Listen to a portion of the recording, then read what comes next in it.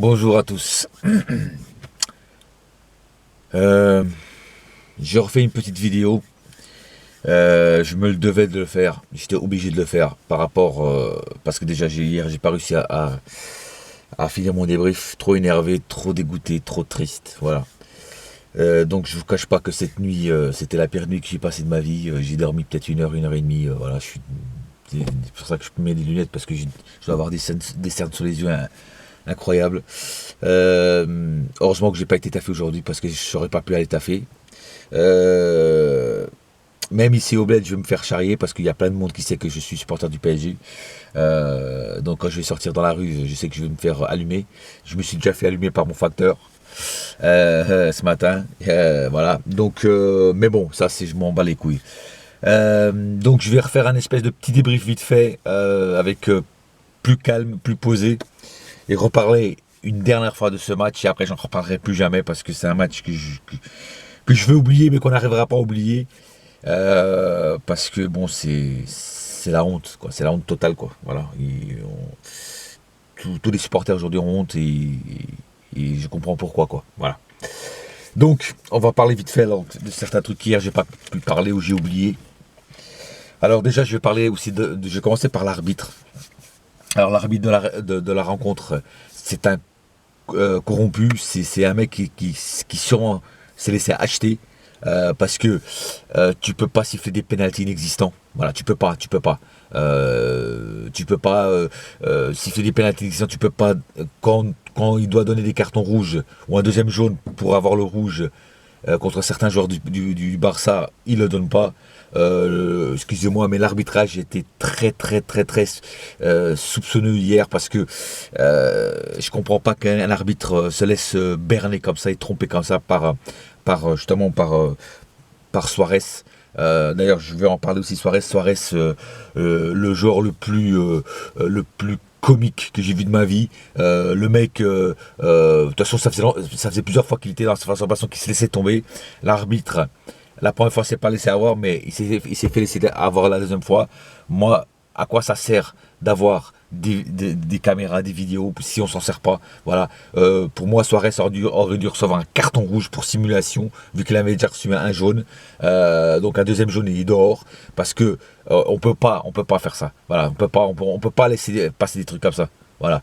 Donc Suarez, franchement, le mec le plus bidon, même si c'est un bon joueur, c'est le mec le plus bidon que je connaisse. Voilà, c'est pas un mec à part mordre les gens et faire de la simulation, c'est tout ce qu'il sait faire quoi. Voilà. Bref, Di Maria, Di Maria aurait pu tuer le match, mais comme encore une fois, il a voulu jouer les personnels, il a voulu marquer son but et il s'est raté quand il pouvait passer la balle à Cavani. Voilà. Donc si on a perdu le match, c'est un peu aussi à cause de Di Maria. Parce que si on aurait marqué le but dans cette occasion-là, là c'est sûr et certain on aurait tué le match. Le Barça là, il serait parvenu. Voilà. Euh, euh, Sinon, Emery, j'entends des supporters, bon j'ai lu tous vos messages, j'entends des supporters qu'il faut qu'Emery se barre, qu'il dégage et tout. Mais est-ce que c'est la bonne solution? Mais déjà, s'il doit dégager, il peut dégager qu'en fin de saison, pas maintenant. On ne peut pas le faire dégager maintenant, ça sera la cata, tu vois. Il faut attendre au moins la fin de saison. Après l'année prochaine, on verra. Mais est-ce que c'est une bonne solution de le virer et d'en prendre un autre? Parce que si on en prend un autre, automatiquement, on va redémarrer avec un nouveau entraîneur, des nouvelles tactiques. Les joueurs doivent se réadapter à un nouveau entraîneur. On va sûrement encore faire comme cette année, c'est-à-dire en début de saison, louper des matchs, faire des matchs nuls, voire même perdre des matchs. On va prendre du retard sur des équipes comme Monaco, comme peut-être Lyon, voire même peut-être Marseille. On ne sait pas ce qui peut arriver l'année prochaine s'ils peuvent avoir une bonne équipe. Bon, Marseille peut-être pas, mais Lyon, Monaco, voire même peut-être Nice, encore une fois. Donc il ne faut pas refaire les mêmes conneries. Alors franchement c'est pour ça que je dis, est-ce qu'il faut vraiment le virer? Est-ce qu'il ne faut pas lui laisser encore une chance et le laisser encore une année? Voilà. Faut bien réfléchir avant quand même. Euh, Nasser, Nasser, j'espère qu'il va prendre des bonnes décisions. En tout cas, lui, j'espère qu'il va pas se faire virer par l'émir là, du Qatar, là, parce que moi, Nasser, c'est un président que j'aime bien. Déjà hier, quand il répondait aux journalistes, voilà, il a eu la politesse de répondre aux journalistes, et je pense qu'il n'avait pas du tout envie d'aller répondre aux journalistes.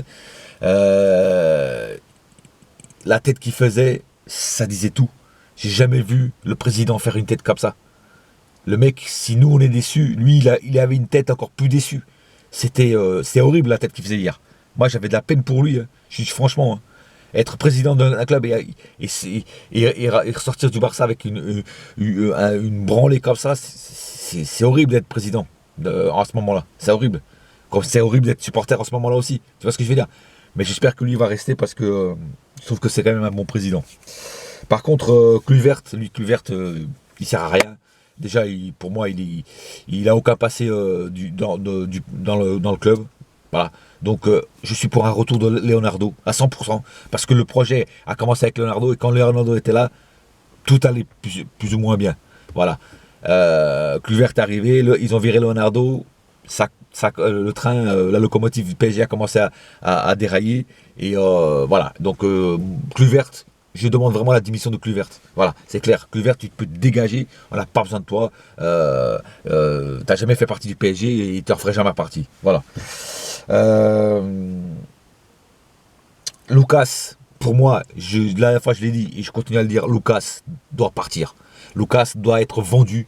Là, c'était parce que Lucas n'est pas un joueur pour le PSG. Il a atteint ses limites, comme j'ai dit. La dernière fois, je me suis fait incendier par certains supporters qui disaient que non, nanana. Là, il a prouvé il a prouvé dans ce match-là ce qu'il vaut exactement. C'est-à-dire que c'est un mec qui vaut que dalle. Quand il rencontre des gros joueurs, des grosses pointures en face de lui, bah il fait rien. Il loupe tout, il fait rien. Il est peut-être bon en Ligue 1, mais pas en Ligue des Champions. Et nous, on a besoin des joueurs bons en Ligue 1 et en Ligue des Champions. Voilà. Sinon, ce matin, je me suis réveillé, j'ai allumé la télé, qu'est-ce que je vois?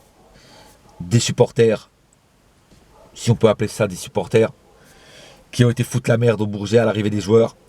J'ai appris que Mota a écrasé un supporter.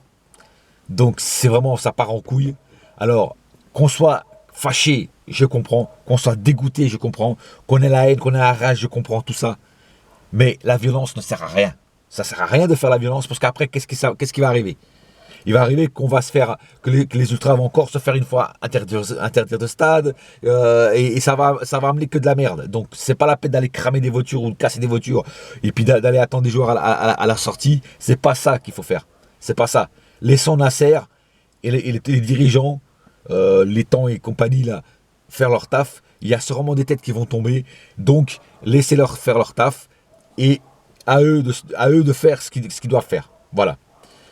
Apparemment, il y a une réunion et j'espère que ça va vraiment chauffer parce que là, on peut pas accepter une défaite de 6-1. C'est impossible. Maintenant, je dis franchement, je comprends l'état où étaient les Brésiliens quand ils ont perdu 7-1 contre l'Allemagne en Coupe du Monde. Je comprends ça. Là, je comprends dans l'état où ils étaient. Et là, je suis dans le même état. Et eux encore, c'est encore plus grave parce que eux, c'est leur équipe nationale qui a été humiliée. L'équipe nationale représente le pays, donc c'est encore plus grave. Tu vois.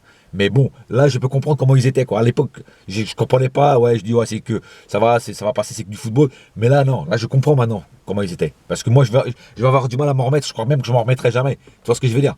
Bon, mais après, il faut relever la tête et il faut regarder devant et regarder le futur. Voilà, il faut regarder le futur. Et il faut vite oublier ce match et se concentrer sur la suite du championnat pour pas se laisser distancer.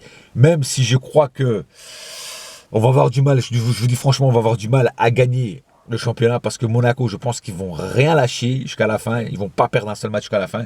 Et je pense qu'à la fin, j'ai du mal à le dire, mais je crois que ça va être Monaco le champion et nous, on va peut-être finir deuxième. Tu vois ce que je veux dire? Voilà. Bon, on sera quand même qualifié pour la Ligue des Champions, mais j'aurai du mal. Et en plus, on se les tape en finale de la Coupe de la Ligue. Peut-être qu'on se les tapera en finale de la Coupe de France, je sais pas. Mais en tout cas, c'est mal barré cette année. C'est mal barré. Voilà. Bon, mais on verra bien. En tout cas, je tiens à dire à certains supporters qui me disaient, mais Tony, quand je disais que c'était pas fait, contre le Barça, qu'il fallait attention qu'il y a le match retour et que le Barça peut renverser la situation. Je l'avais dit dans ma vidéo de pré-match et qu'on est venu me dire en MP que non, Tony, si t'as pas confiance en ton équipe avec 4 buts d'avance, t'auras jamais confiance en eux. Voyez les mecs, qui avait raison? C'était moi qui avais raison. Voilà, c'était moi. En France, on a la mauvaise habitude d'être trop confiant. Voilà, ça joue des tours quand on est trop confiant. Voilà, tu vois, c'est comme à l'Euro. La France se voyait déjà championne d'Europe, voilà, ils avaient déjà préparé le bus, tout le monde voyait la France truc, et à la fin, c'est le Portugal qui gagne. Tu vois ce que je veux dire? Le foot, c'est ça. Il n'y a jamais rien d'acquis, tu vois. Et là, c'était la même chose. Voilà. Voilà, en tout cas, bon, j'espère avoir fini à peu près mon débrief d'hier que j'avais pas fini. Voilà, on va très vite oublier ce match, même s'il restera toujours dans le coin de nos têtes et il restera marqué comme du fer rouge sur la peau. Mais une chose est sûre, moi je resterai parisien jusqu'à la mort. Dans la défaite, dans la honte, dans tout ce que vous voulez. Moi, je reste parisien. C'est pas comme certains supporters que j'ai vus sur Periscope qui cramaient leur maillot ou qui disaient moi je suis plus supporter.